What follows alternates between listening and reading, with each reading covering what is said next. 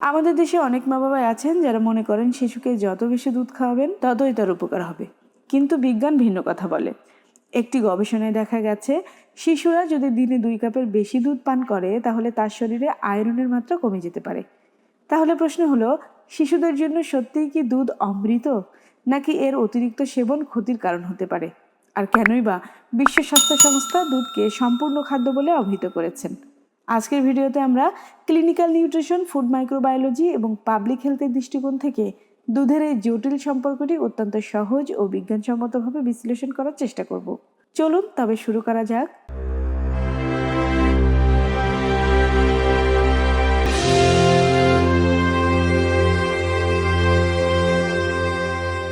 আসসালামু আলাইকুম, আপনার উপর শান্তি বর্ষিত হোক। শিশুর হাসি খুশি জীবন, তার লাফালাফি, দৌড়ঝাঁপ, এই সবের পেছনে যে জাদু কাজ করে তার নাম পুষ্টি। আর এই পুষ্টির জগতে দুধের মতো পরিচিত আর গুরুত্বপূর্ণ আর কোনো খাবার হয়তো নেই। শৈশবে দ্রুত শারীরিক বৃদ্ধি এবং মস্তিষ্কের বিকাশের জন্য প্রয়োজনীয় প্রায় সব পুষ্টি উপাদান দুধে এমন অনন্য অনুপাতে মেশানো আছে যা কোনো একক খাদ্যে পাওয়া সত্যিই দুষ্কর। বিশ্ব স্বাস্থ্য সংস্থা WHO এবং ইউনিসেফের মতে শিশুর জীবনের প্রথম 1000 দিন, অর্থাৎ গর্ভধারণ থেকে দ্বিতীয় জন্মদিন পর্যন্ত পুষ্টির জন্য সবচেয়ে গুরুত্বপূর্ণ সময়। এই সময়ে সঠিক পুষ্টি শিশুর রোগ প্রতিরোধের ক্ষমতা গঠন এবং দীর্ঘমেয়াদী সুস্থ জীবনের ভিত রচনা করে। কিন্তু বর্তমানে চিপস, কোমল পানীয়, চকলেট, এসব প্রক্রিয়াজাতকরণ খাবারের ভিড়ে আমরা কি দুধের প্রকৃত গুরুত্ব ভুলে যাচ্ছি? আপনার শিশুর জন্য সঠিক পরিমাণে দুধ কেন জরুরি, কোন বয়সে কোন ধরনের দুধ নিরাপদ এবং কোন সতর্কতা অবলম্বন করা উচিত, এই সব নিয়েই আজকের আলোচনা। প্রথমেই আমরা জেনে নিই এই সাদা তরলের ভেতর আসলে কি কি পুষ্টি লুকানো রয়েছে। আমরা যদি 100 মিলিলিটার অর্থাৎ প্রায় আধা গ্লাসের একটু কম পূর্ণাঙ্গ গরুর দুধের পুষ্টিগুণ নিয়ে আলোচনা করি, তাহলে দেখা যাবে এটি একটি ছোটোখাটো নিউট্রিশন পাওয়ার হাউস। এই 100 মিলিলিটার দুধে প্রায় 70 কিলো ক্যালোরি শক্তি থাকে, যা একটি শিশুর দ্রুত শক্তি যোগায়। আর একই পরিমাণে দুধে রয়েছে 3 থেকে 4 গ্রাম উচ্চমানের প্রোটিন। এই প্রোটিনের প্রধান অংশ হলো ক্যাসিন ও হুই প্রোটিন। অর্থাৎ আপনি যদি একটি শিশুকে বাড়ি বানানোর সাথে তুলনা করেন তাহলে প্রোটিন হলো সেই ইট। আর তাছাড়াও গরুর দুধে মায়ের দুধের চেয়ে প্রায় 3 গুণ বেশি প্রোটিন থাকে, কারণ বাছুরকে তাড়াতাড়ি বড় হতে হয়। 100 মিলিলিটার দুধে প্রায় 3 থেকে 7 গ্রাম চর্বি থাকে, যা শিশুর মস্তিষ্ক বিকাশের জন্য অপরিহার্য। আর এই চর্বি কেবল ক্যালোরি দেয় না, বরং ভিটামিন A, D, E এবং K এর মতো চর্বিতে দ্রবণীয় ভিটামিন শোষণ করতে সাহায্য করে। ওই একই পরিমাণ দুধ অর্থাৎ 100 মিলিলিটার দুধে থাকে 4.9 গ্রাম ল্যাকটোজ এবং মিল্ক সুগার, যা মিষ্টি স্বাদের জন্য দায়ী এবং ধীরে ধীরে শক্তি যোগায়। মজার ব্যাপার হলো, দুধের এই ল্যাকটোজ আপনার শিশুর অন্ত্রে উপকারী ব্যাকটেরিয়া জন্মাতে সাহায্য করে। সবচেয়ে গুরুত্বপূর্ণ হলো ক্যালসিয়াম। 100 গ্রাম দুধে প্রায় 120 মিলিগ্রাম ক্যালসিয়াম থাকে। একটি শিশুর হাড় ও দাঁত মজবুত করতে দুধের জুড়ি নেই। গবেষণায় দেখা গেছে শিশুরা যে পরিমাণ দুধ পান করে তা তার শরীরের ভিটামিন D এবং আয়রনের মাত্রা নির্ধারণ করে। চলুন একটি সহজ উদাহরণ দিয়ে বুঝি। ধরুন আপনার 4 থেকে 8 বছর বয়সী শিশুর দৈনিক ক্যালসিয়ামের দরকার প্রায় 1000 মিলিগ্রাম। মাত্র 1 গ্লাস অর্থাৎ 250 মিলি দুধেই এর চাহিদা প্রায় 30 ভাগ পূর্ণ করে দিতে পারে। আরও একটি তুলনা দিলে ব্যাপারটি আরও ভালোভাবে বোঝা যাবে। 1 গ্লাস দুধের সমপরিমাণ ক্যালসিয়াম পেতে হলে আপনার শিশুকে প্রায় আধা কেজি পরিমাণ পালং শাক খেতে হবে, যা একটি শিশুর জন্য প্রায় অসম্ভব। সেখানে 250 মিলি দুধ এই চাহিদার প্রায় 30 ভাগই পূর্ণ করে দিচ্ছে। তবে দুধের নানা রকম প্রকারভেদ ও ভিন্নতা রয়েছে, চলুন সেগুলো জেনে নিই। দুধ কিন্তু একরকম হয় না। শিশুর বয়স, চাহিদা অনুযায়ী এর তারতম্য রয়েছে। আসুন প্রধান কয়টি প্রকারভেদ জেনে নিই। প্রাকৃতিক দুধ। মায়ের দুধ একটি শিশুর জন্য সোনার মানদণ্ড। জন্মের পর প্রথম কয়েকদিন ঘন যে হলুদ রঙের দুধ হয় তাকে শাল দুধ বলে। এতে আছে প্রচুর পরিমাণ অ্যান্টিবডি ও রোগ প্রতিরোধক, যা একটি শিশুর জীবনে প্রথম টিকা হিসেবে কাজ করে। গাভীর দুধ বাছুরের জন্য তৈরি হলেও মানব শিশুর জন্য পুষ্টিকর একটি বিকল্প। তবে মনে রাখতে হবে, শিশুর বয়স 1 বছর হওয়ার আগ পর্যন্ত প্রধান খাবার হিসেবে গরুর দুধ দেওয়া উচিত নয়। ছাগলের দুধ গরুর দুধের চেয়ে হজমে কিছুটা সহজ হতে পারে, কারণ এতে ফ্যাট গ্লোবিউলগুলো আকারে ছোট হয়, কিন্তু পুষ্টিগুণের দিক থেকে এটি গরুর দুধের কাছাকাছি। চলুন জেনে আসি প্রক্রিয়াজাতকরণ দুধের ভিন্নতা। পাস্তুরিত দুধ একটি নিরাপদ দুধ। ফরাসি বিজ্ঞানী লুই পাস্তুরের নাম অনুসারে এই পদ্ধতিতে দুধকে নির্দিষ্ট তাপমাত্রায় অর্থাৎ 72 ডিগ্রি সেলসিয়াস তাপমাত্রায় 15 সেকেন্ড গরম করে খুব দ্রুত ঠান্ডা করা হয়। এতে ক্ষতিকর জীবাণু মারা যায়, কিন্তু পুষ্টি উপাদান অক্ষুণ্ণ থাকে।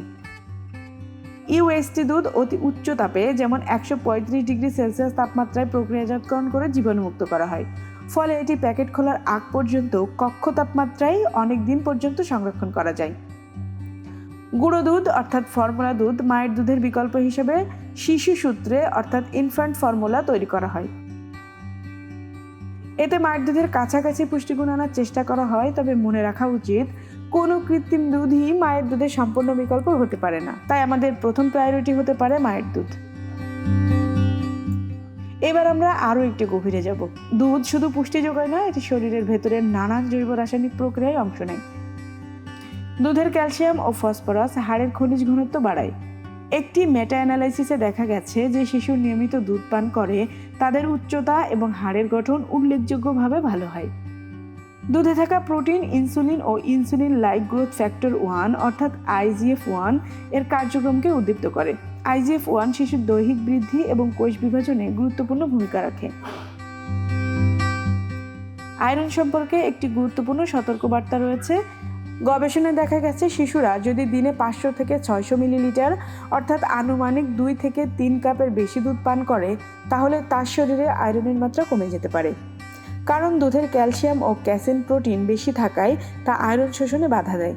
তাই দুধের পাশাপাশি আয়রন সমৃদ্ধ খাবার দেওয়া জরুরি, যেমন কলা, খিচুড়ি, ডিমের কুসুম, গাঢ় সবুজ শাকসবজি দেওয়া অত্যন্ত জরুরি। এখন আপনি হয়তো ভাবছেন উপকারিতাগুলো আপনার শিশুর জীবনে কিভাবে কাজ করে। চলুন তবে সেগুলোই জেনে নিই। আপনি যখন তাকে নিয়মিত দুধ খাবেন, তখন তার ক্যালসিয়াম ও ফসফরাস শরীরের হাড় ও দাঁতের গঠনে চলে যাবে। এটি শুধু এখন নয়, ভবিষ্যতেও তাকে অস্টিওপরোসিসের মতো হাড় ক্ষয় রোগ থেকে রক্ষা করবে। দুধে থাকা আয়োডিন, ভিটামিন B12 এবং ওমেগা-3 ফ্যাটি অ্যাসিড আপনার শিশুর মস্তিষ্কের স্নায়ুকোষ গঠনে সাহায্য করে এবং স্মৃতিশক্তিও প্রখর করে। তবে এটি জেনে রাখা ভালো, সবুজ ঘাস খাওয়া গরুর দুধে আয়োডিন, ভিটামিন B12 এবং ওমেগা-3 ফ্যাটি অ্যাসিড বেশি থাকে। আপনি যদি শিশুকে বুকের দুধ খাওয়ান, তাহলে তার শরীরে ইমিউনোগ্লোবুলিন তৈরি হবে, যা ডায়রিয়া, নিউমোনিয়া ও কান পাকা রোগের মতো মারাত্মক সংক্রমণ থেকে রক্ষা করবে। বড় শিশুদের ক্ষেত্রে দুধে থাকা ভিটামিন এবং জিঙ্ক রোগ প্রতিরোধের ব্যবস্থাকে মজবুত রাখে। দুধ উচ্চ প্রোটিন সমৃদ্ধ হয়, এটি শিশুকে দীর্ঘক্ষণ পেট ভরা রাখতে সাহায্য করে, ফলে শিশু বারবার অস্বাস্থ্যকর জাঙ্ক ফুড খাওয়ার প্রতি আগ্রহ কম দেখায় এবং ওজন নিয়ন্ত্রণে থাকে। দুধ অবশ্যই একটি পুষ্টিকর খাদ্য, কিন্তু এটি অণুজীবের জন্য খুব পছন্দের, তাই দুধ নিয়ে একটু সাবধানতা আবশ্যক। টক দই বা ঘোলে দুধ গাজন প্রক্রিয়ায় উপকারী ব্যাকটেরিয়া তৈরি হয়।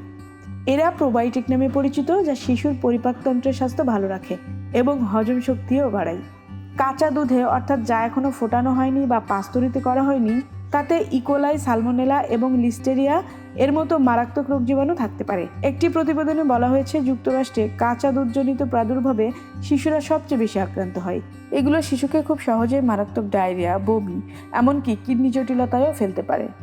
এই জন্যই দুধ ফুটিয়ে বা পাস্তুরিত করে খাওয়ানো জরুরি। ফোটানোর সময় এর ক্ষতিকর ব্যাকটেরিয়া মারা যায়।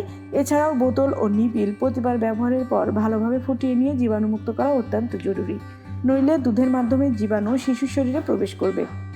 তবে একটি কথা মনে রাখতে হবে, বিজ্ঞান যতই দুধের গুণগান গায় না কেন, ততই এটি সবার জন্য সমানভাবে নিরাপদ নয়। কিছু সতর্কতা জেনে রাখা ভালো, যেমন অনেকের গরুর দুধে অ্যালার্জি আছে। এটি শিশুদের মধ্যে একটি কমন অ্যালার্জি। এর প্রোটিন অনেক শিশুর শরীরে সহ্য হয় না। গরুর দুধ পান করার পর কী কী লক্ষণ দেখা দিলে বুঝবেন তার গরুর দুধে অ্যালার্জি রয়েছে?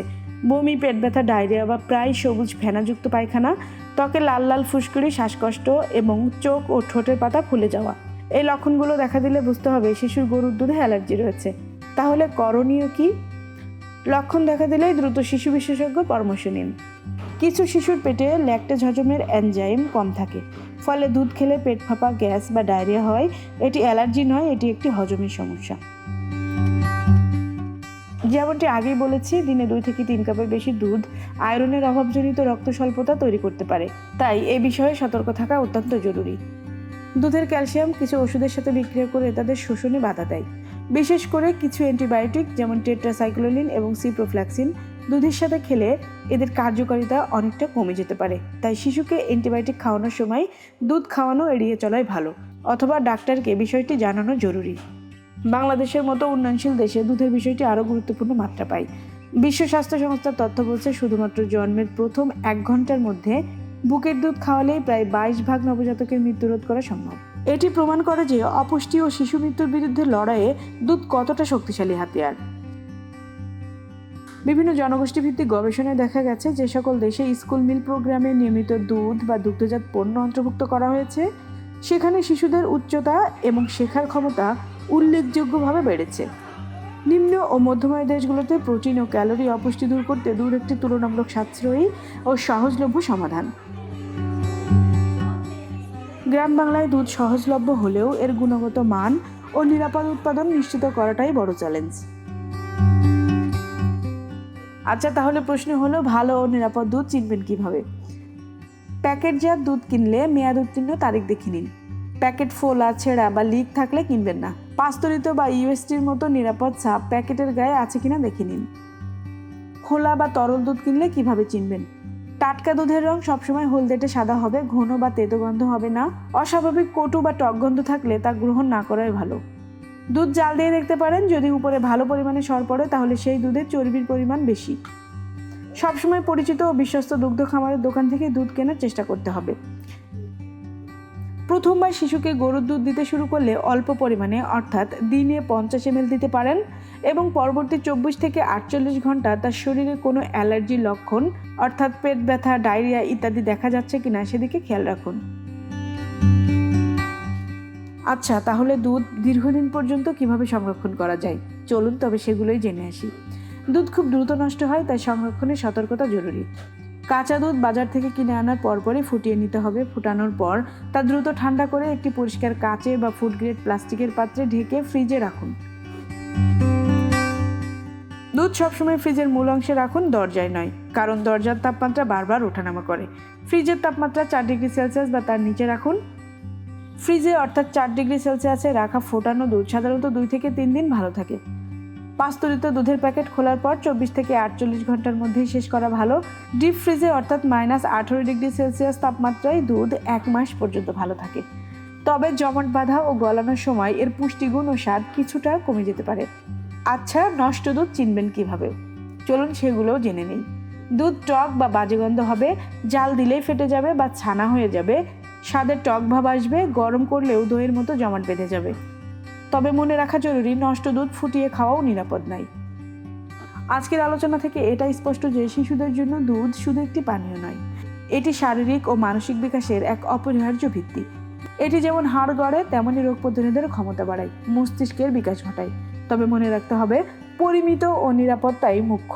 বিজ্ঞান বলছে, জন্মের পর অন্তত 6 মাস মায়ের দুধ পান করান। 1 বছর বয়সের পর থেকে শিশুকে নিরাপদ ও মানসম্মত গরুর দুধ দিন। দিনে 2 কাপের বেশি নয়। শিশুর অ্যালার্জি বা অস্বস্তি দেখা দিলে সতর্ক হন এবং চিকিৎসকের পরামর্শ নিন। আপনার শিশুর সুন্দর ভবিষ্যতের জন্য সঠিক পুষ্টি হোক আপনার প্রধান অস্ত্র। আর এই তথ্যগুলো যদি আপনার ভালো লাগে এবং উপকারী মনে হয়, তাহলে অবশ্যই ভিডিওতে লাইক দিবেন। আপনার শিশুকে কী ধরনের দুধ পান করান অবশ্যই কমেন্টে জানাবেন। আর এমন তথ্যবহুল ভিডিও পেতে আমাদের চ্যানেলটিকে সাবস্ক্রাইব করুন। ধন্যবাদ সবাইকে, দেখা হবে নতুন ভিডিওতে।